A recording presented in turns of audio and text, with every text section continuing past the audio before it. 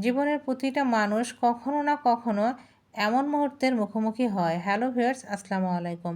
যখন সব কিছু তার বিরুদ্ধে কাজ করে, চারপাশ অন্ধকার, চেষ্টা ব্যর্থ, কষ্ট কেড়ে নেয়, অথচ সময় আসার আলো দেখা যায় না, তখন মনে হয় পৃথিবী যেন তাকে ভুলে গেছে। কিন্তু আসল সত্য হলো, সময় কারো জন্য স্থায়ী নয়। আজ যদি সময় আপনার পক্ষে নাও থাকে, কালকে সূর্যোদয়ের পরিস্থিতি বদলাতেই পারে। কারণ সময়ের বৈশিষ্ট্য হলো পরিবর্তন। আজকের ব্যর্থতা আগামী দিনের সাফল্যের সিঁড়ি। আজকের কষ্ট ভবিষ্যতের শক্তি দাঁড়িয়ে থাকার।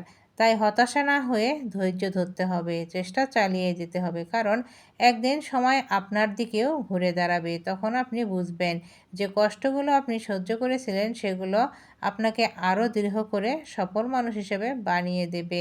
আজ সময় যদি আপনার পক্ষে না থাকে, মনে রাখবেন সময় কিন্তু একদিন আপনারও হবে।